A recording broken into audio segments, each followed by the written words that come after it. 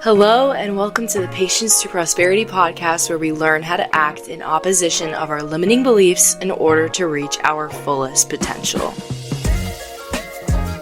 Hey guys, it's Lizzie. Welcome back to the pod. I feel like I've been opening up every single episode by saying to you guys, I'm sitting today really intuitively on the mic with no outline, just talking and seeing what comes up for me. And it feels like I'm taking a different approach every single time I'm doing it, even though I've been taking this approach for probably this entire season, mostly, to be honest. And we're already at episode 11, this will be, which is kind of crazy. Definitely stay tuned because season 5 will be coming out soon. But this is going to transition us right into today's topic that I kind of want to, meditate on a little bit right now and really talk it through with you guys as I sit here in my childhood home. Something that's been on my mind a lot lately is the fact that now, since I'm taking an intuitive approach to things, and to really help you understand it, I'm going to explain exactly what is making me think of this. So, as my avid listeners know, I've had a very wonky relationship with working out and my body and eating and all that stuff over the years, as I know a lot of young women especially go through.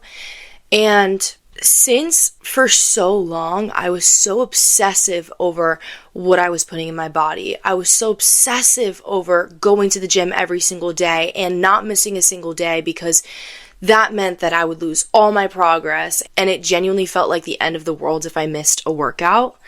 But now, since I've healed from that and I've done so much inner work to get me to the place where I am now, where I can go a day without working out and the guilt doesn't eat me up anymore. I'm so grateful to be in this place, but I also feel a lot less motivated to get myself back to the gym. And I'm just using working out as an example here for the overall topic that I want to talk about, of kind of like trying to still find that self-discipline and motivation through taking a slower, intuitive approach.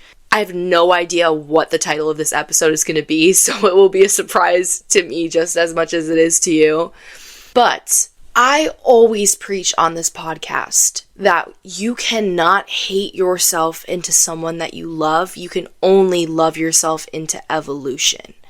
But what I'm starting to realize, to be super transparent right now, is that when my motivation was derived by self-hatred, it was a lot easier to find motivation to do things. Because if I already hated myself, I didn't mind putting myself through an extensive workout, because it was almost like you kind of find some comfort in the physical pain that you're putting yourself through, because for so long you're under so much mental pain. And I don't even know if the way that I worded that made any sense, but like I said, today I'm really just trying to talk it through with you guys. And something that I've honestly realized through, editing and just like listening to my episodes back is that I feel like my most cohesive thoughts always come through towards the middle to the end of my episodes, just because I feel like, the beginning is sort of the warm up, and I kind of get a sense of like how well my brain is able to structure sentences and words together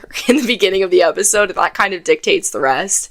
So, that being said, stick around to the end of my episodes, because you'll probably get some more downloads and some greater insight and perspective by listening all the way through. Anyways, I really try to do my best to cohesively string together an episode for you guys, and especially when I first started podcasting, it was really vital for me to sit down on my laptop and construct an outline that put all the pieces together, not only for you guys, but for myself, to string those pieces together and see the holes in every single concept that I was talking about, which I love doing, but I just haven't been doing lately because I've been getting the urge to just sit down and talk to you guys and not necessarily sit with my thoughts before that. And I think that's something that I've also realized with working out and why I've been in such a funk with it lately and why it's been a little bit harder to find that motivation now that I actually do love myself more than I ever have. I'm starting to realize that since I'm, in such a better place than I used to be, I feel like somewhere deep inside of me, whether I'm really conscious of it or not on the daily basis, subconsciously, I feel like I'm telling myself that I don't need to sit with my thoughts as much. I don't need to sit with my thoughts as much because I'm not in as bad of a place as I used to be. And that's just so not true. Conscious me knows that, but my subconscious, I guess, is taking the reins a little bit and it's controlling certain aspects of my life that I'd rather be in the driver's seat of. And I think it's just important to know before I really get off track and keep talking about random things. I think it's really important to note that showing up for yourself and pouring self-love into yourself sometimes looks like doing really hard things that don't necessarily relax you or put you at ease. Hey guys, I'm popping in here while I drink my mud water. Today I made a little chai tea latte with the original starter pack, which by the way, if you use my code, which is just my name, Lizzie Arduino, which I will have in the show notes below, if you use my code, you will get 15% off. And if you choose to purchase the starter pack and also subscribe, you get $20 off on top of that. So use that to your advantage this holiday season. Mudwater's a great gift for others as well as yourself. Their original starter kit, which is what I have been drinking lately and I absolutely love, is made of masala chai, cacao, lion's mane, cordyceps, chaga, reishi, cinnamon, turmeric, and Himalayan salt. Those are all the ingredients in it. Ingredients that you can pronounce that are all 100% organic.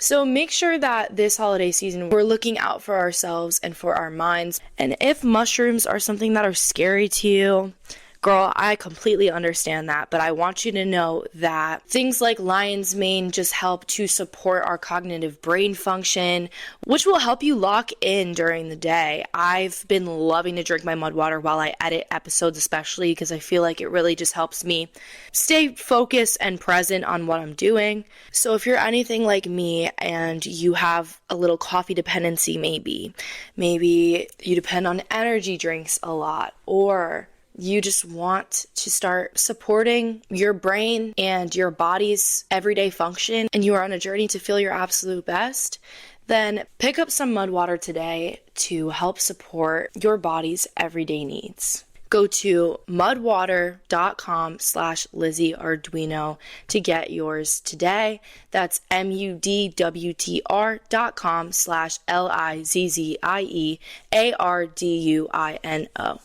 Back to the pod.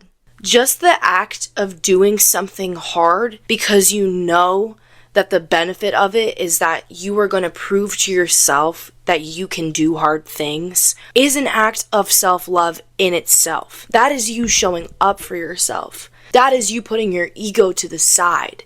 And I don't want you to think of ego as, I think I'm better than everyone else. Because I think that's where our brains go to mostly when you hear the word ego. And I actually have an entire episode on acting out of your ego versus acting out of your soul and your spirit in the first season of this podcast, I believe. So go back to that episode if you would like to get a more well-rounded idea of what I mean when I talk about ego. But just for the sake of today's episode, your ego is those thoughts that are rushing you, that are telling you that you need to be somewhere else, that are telling you that you're not good enough, but having absolutely zero rational evidence to support that. And that in itself, I want to highlight that your ego is usually not rational. It is literally just either conditioned thoughts over time that you continue to let slip by without questioning, without sitting with them. And over time, psychologically in your brain, you have built neurological connections to these thoughts to keep them surfacing over and over again without you even realizing it. And I don't want to lose you in all the scientific stuff. That's probably as scientific as I'll get today. But your ego is always trying to take you out of the present moment. It's always trying to sort of belittle you in order to motivate you. And that is no way to create a habit or a routine that you specifically want to start doing to feel better. If you are acting completely out of your ego and you start doing this thing with the intention that you need to completely change because you are not good enough right now, you are going to continue to build those neural pathways that are only conditioning those bad thoughts to keep on surfacing. So, what we need to do is become more aware of these egoic thoughts and to actually question them when they come through and when we become aware of them. So, becoming aware of them is not enough. You need to then sit with it and ask yourself why. Just keep asking yourself why. Because why is always more important than how. Why you do something is the intention that you have behind it. How you do something is the expectations that you are placing on this behavior. And I'm not even going to talk about intentions and expectations today because I feel like I have gone through that concept in a few episodes now. But just know that the only way for you to actually feel good as a result of this habit that you want to create or this behavior that you want to create is if you set those intentions behind what you're doing, rather than telling yourself that you need to do it at a specific time every day for a specific amount of time at the same exact place, show up with the same amount of energy, be in the same mood every single day. That's just so unrealistic. You can't set expectations like that on yourself because subconsciously you already know you're setting yourself up for failure. When you think just for 30 seconds about yourself and you think about your day-to-day life, it is so clear to see how different you feel every single day. As a female especially, our hormones dictate our mood so much more than men because we work on a full 28-day cycle, and men's hormones literally just regulate with the sun and their circadian rhythm, so they're on a 24-hour basis.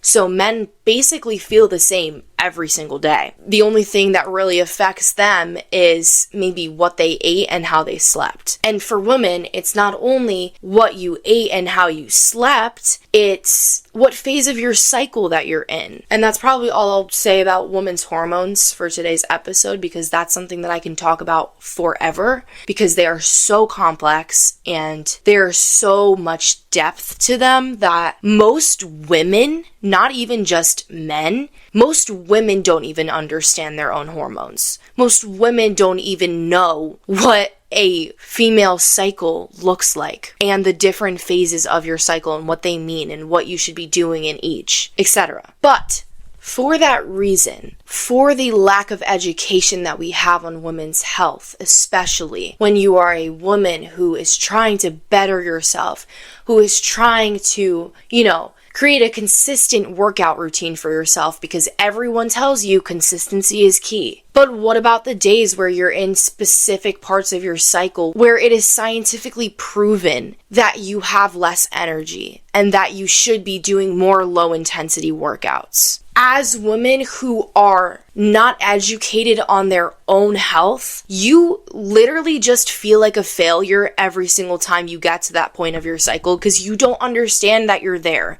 and you don't understand what it means. And you just think that you lost motivation overnight and now you're a failure and it's going to be so much harder to pick yourself back up. I feel you, I get you, I understand you, I am you. And I will 100% be doing an entire episode on women's hormones and women's health in the near future. I'm not 100% well-rounded on it. I'm not a professional. I'm not an expert on women's health, but I'm a girly with PCOS, which is a hormonal condition that I think 1 in 4 or 1 in 10 women, something like that, have, and it is not talked about. I learned about it for the first time when I got it, and through my own hormonal diagnosis, that is when I started to actually learn about women's health, which is ridiculous. I should have learned about the different phases of your cycle when I learned about periods in general, because I went my entire life not even knowing why women had periods. Anyways, I digress. I'm going to be a little chatty in today's episode, but I'm not going to beat myself up for that. I'm trying to release that limiting belief that is telling me that I can't be this way on my podcast, and that I have to show up every single time and have the most cohesive thoughts and completely preach on this mic. Sometimes I literally just want to sit down as if I'm holding your hand and talking to you guys and explaining to you that I am right where you are. Even though I'm a podcaster, I'm still human and I still go through these things. And the concepts that I talk about, the only reason I know so much about them or I'm able to give so much insight on them is because I have struggled with them myself. Or is because I have struggled with something similar that has led me to that thought. The only way that I got to the point where I was able to sit on a mic for, an hour long and talk about my thoughts without breaking down and crying or getting completely overwhelmed. The only way that I was able to get to this point was from becoming so curious with my own thinking and challenging my beliefs. Something that I want to dive into next is the idea that once you have done that and you deem it as enough, that is when you get stagnant. When you have done the inner work and subconsciously somewhere in some little file of your brain, you are telling yourself that the work is done and that the healing is over because you feel better than you have in the past, that is when you feel stagnant. That is when you reach these points where the universe will literally force you to go inner. It will force you sometimes in harsh ways to challenge your beliefs by handing you over scenarios in which demand you to change your perspective of things. And sometimes that comes with you feeling like you're abandoning yourself in the process or feeling like you are abandoning other people in the process. But the second that you feel like you know everything, you know nothing. And that is your blank slate from there. That is when you have to completely dive back into yourself and figure out who the fuck you actually are from there. Because you thought you knew yourself so well until one thing happens. And I think that's something that I am somewhat going through lately too.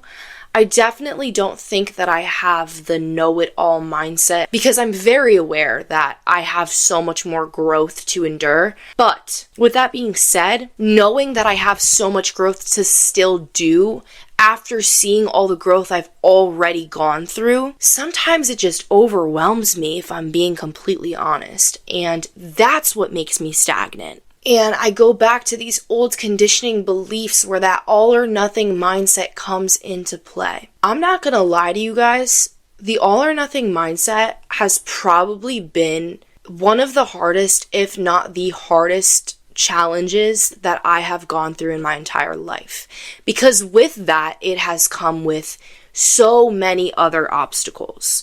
If you have an all or nothing mindset when it comes to working out, you either aren't working out ever or you're obsessively working out. I went through that, and that trickled into food because they tell you, 90% of creating the physique of your dreams happens in the kitchen, not even in working out. So, of course, I placed these insane expectations on myself with food. And the second that I ate an Oreo instead of eating a bland piece of chicken after a workout, that was it. I completely ruined all my progress, and then I would go and pick out anything else I wanted to and completely pig out in the kitchen. And if I just realized that everything was good in moderation. And if I truly fucking believed that, if I truly lived by that, and I truly challenged my beliefs as much as I could back then instead of avoiding myself and hoping that things would change, then I'm sure that having one Oreo after my workout could have still resulted in eating that chicken and that broccoli and that rice and whatever I was eating after that, and that being okay. And I want to tie it all into this belief system. What I didn't understand for most of my life was that believing in your own power is the most magnetic thing that you could ever possibly do. And of course, no one is going to tell you that, because we live in a society where they don't want us to feel powerful. They want to overpower us. We are seen as the lab rats. They are the people who profit off of us. So the most powerful thing you could possibly do is to believe in your own power. That is how you will attract every single thing that you desire in your life. Because when you truly believe in yourself, you make things happen for yourself. If you even have a little bit of doubt, it's going to be so much easier to give up. It's going to be so much easier to view that one day off of your routine, that one day of inconsistency, as failure, because your beliefs are already coming from a place of you are not fully all there. You are not fully good enough. You are almost good enough. But you're not even establishing what it is that will make you good enough. So you are just literally going through this constant loop, this constant spiral that you can't seem to get out of. I just want you to understand that showing up for yourself every single day is going to look different every single day.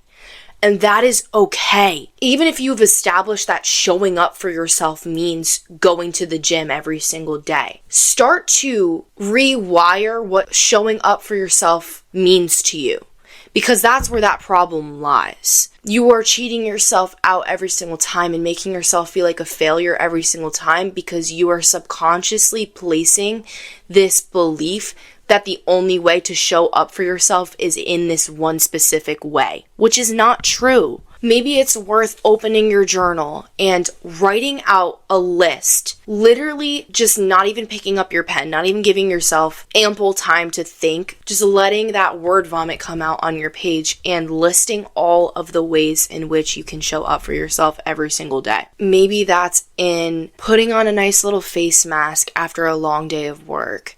Maybe that's going on a walk instead of doing a heavy lifting session because you're just not feeling like you have enough energy to do that today. Maybe it's just going outside and being in nature and doing absolutely nothing and being okay with that and setting the intention to literally just be. There are countless ways in which you can show up for yourself and in which you already are showing up for yourself that you are just not giving yourself enough credit for. So becoming aware of those ways in which you're already showing up for yourself might also be a great tactic for you to use right now, because if you are struggling with this all or nothing mindset right now and you feel a little stagnant every single time that you fall off of routine, then you probably are also struggling with taking pride in your accomplishments because you're not even allowing yourself to see your accomplishments or to see your daily wins because you're so focused on doing something right and doing something wrong. And the truth is, there is no right or wrong way to do things. So make your intentions clear. Set those intentions instead of expectations. Question yourself, question your beliefs and your thoughts, and ask yourself why over and over again until you get to the root of this problem or this thought that you can't seem to shake. And understand that we go through constant phases of rebirth in our life. You can reinvent yourself as many times as you want to in this life. That is the beauty of it. You can show up tomorrow as a completely different version of yourself if you want to. But that's a choice. And you are fully capable of making that choice because you are in the driver's seat of your life. So make the conscious decision to show up for yourself and to pour self-love into yourself whenever that egoic mindset wants to come in and take over. Anyways, I'm going to end today's episode here, but thank you all for hanging out with me today. That was a lot of fun. I feel like taking this intuitive approach has been really fulfilling for me lately because I sort of feel like I'm just having a conversation with you guys, and that's kind of exactly what I want in this podcast and what I want my platform to feel like. I don't necessarily want it to feel as though I'm the preacher and you're the student. I want it to feel as though, we're holding hands together and going through these things together, and we have each other's back and we have each other's support. With that being said, please reach out to me through DMs on my podcast Instagram at Patience to Prosperity. It'll be in my show notes as it is in every single episode. And if you're looking for a little more guidance with what I had to say to you guys today, then I curate journal prompts for every single episode that I publish, and I post them in the show notes of every single episode. So go check those out if you are feeling inclined to. And if you're in a little journaling slump right now, and the second that I just said that word, you kind of, have that thought where you're like, ugh, I don't feel like journaling right now. I don't want to open my journal. But deep down inside that it has made you feel good in the past, or maybe you haven't even tried it yet. Maybe you're completely new to it and that's what is stopping you from starting. Then I really suggest you to go back a few episodes where I posted an episode titled In a Journaling Funk, Press Play, because that episode will really help you get back into the journaling groove. Even if it's just for a day, it will really help you. So, that being said, I'm going to close out today's episode. Go get your mud water because that is an act of self-love in itself. With that being said, if today's episode resonated with you, please feel free to share it with someone else that you think might need to hear it right now, or would just really enjoy the sort of podcast platform that I am doing my best to curate. If you know someone that likes podcasts or wants to start getting into them, feel free to spread the word because it really helps me just reach like-minded people just like you, which is my whole goal with this podcast. I just want to create a really safe space, a safe community for all of us to, be one with our thoughts and lean on each other for support and not feel like a burden on one another. Anyways, I'm going to stop yapping. As always, come as you are and leave a little more healed.